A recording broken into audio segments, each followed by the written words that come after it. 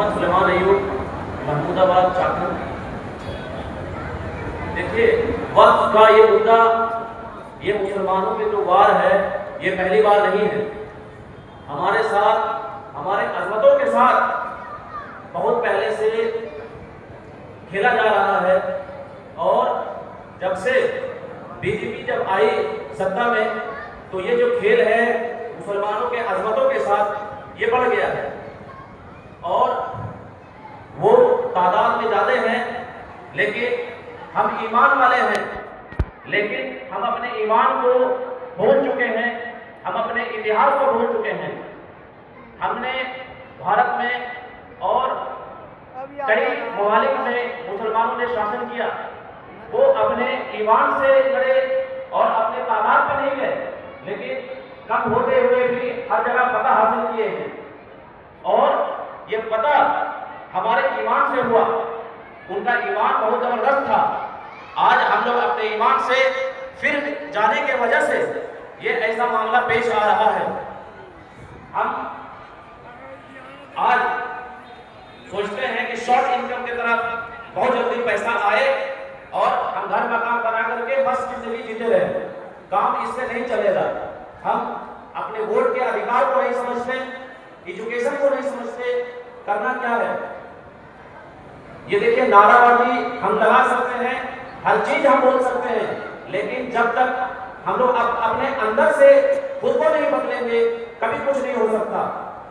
हमारे जो कारनामे हैं, उन चीजों को बदलना होगा। और हम लोग को ये तक नहीं पता कि वोट क्या है, हम किसको चुन रहे हैं। हम वोट दे करके किसको अपने शासन के लिए 5 सालों को सौंप रहे हैं। हम सोए रहते हैं और सत्ता उनके हाथों में दे देते हैं जो हमें कुचलने के लिए ही सत्ता का इस्तेमाल करते हैं। हमें जागरूक होना होगा, एकजुट होना होगा, और हमारे जो कमाने का जो सिस्टम है और जो सोर्स का सिस्टम है, हर चीज को बदलना होगा। हमारे मदारिस, आज देखिए, जो मुसलमान का, इस्लाम का जो बुनियाद है, वो हमारे मदारिस हैं, और इन पे वार किया जा रहा है। अगर इसको हम रोक नहीं पाए तो बहुत बुरा हो सकता है। ये हमारे अजमतों पर, हमारे इज्जत पर अभी वार है, और फिर आगे बढ़ करके हमारे फाउंडेशन को बर्बाद करना चाहते हैं।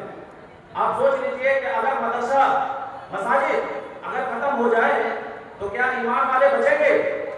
यहीं से हमारे हाफिज और आलिम लोग पढ़ करके आगे बढ़ते हैं। तो इसके लिए हम लोग एकजुट होना पड़ेगा और सबको वोट देना पड़ेगा अच्छे से। राजनीति मोहल्ले में नहीं करने से होगा, हम लोग को देश स्तर पर राजनीति में भागीदारी करना होगा। और ऐसा पॉसिबल तब होगा जब हम इसके लिए जागरूक होंगे। अभी देखिए, मात्र एक आदमी है, असदुद्दीन ओवैसी, जो भारत के ऊपर अकेले लड़ता है। लेकिन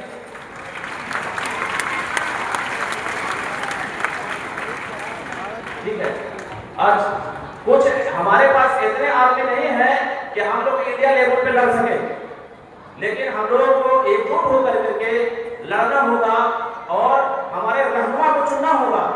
हम अपने मोहल्ले में एक नेता बनते हैं, इससे काम नहीं चलेगा।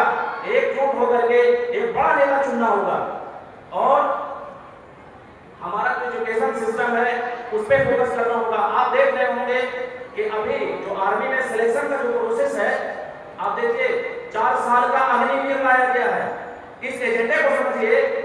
पढ़ने में अभी देखते हैं गैर जो कौम है हमारे, वो लगे हुए हैं आर्मी के ट्रेनिंग में।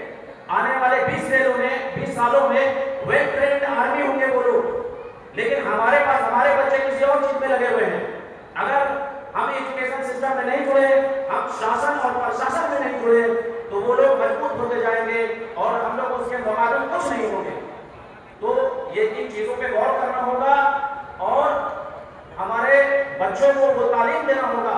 हम तकलीफों से नहीं भाग सकते, और हम ये नहीं सोच सकते कि शॉर्ट इनकम कमा करके हम घर बना लेंगे तो हम मुकाबला कर सकते हैं। इससे काम नहीं चलेगा। ये एक मुद्दा नहीं है। अगर ये खत्म हो गया, वक्त बिल का मामला अगर वो जीत हासिल हो गया, तो बहुत प्रॉब्लम हो सकता है हमारे साथ में। हम इबरत ले सकते हैं, इतिहास से सीख सकते हैं कि देखिए सिर्फ एक पंजाब अपने लिए किसान आंदोलन को हिला दिया, पूरा दिल्ली को जाम कर दिया, और एक हरियाणा जो पूरा आंदोलन करके संविधान संशोधन करवा दिया, 10% आरक्षण करवाया। हम लोग को ये तक पता नहीं कि आरक्षण क्या होता है। अगर जब तक हम इन चीजों को नहीं समझेंगे, एजुकेशन से नहीं जुड़ेंगे, तब तक हम अपने बुनियाद को मजबूत नहीं बना सकते। तो हम लोगों को ये सब पे काम करना होगा और लड़ना होगा और जीत हासिल करना होगा। थैंक यू, शुक्रिया।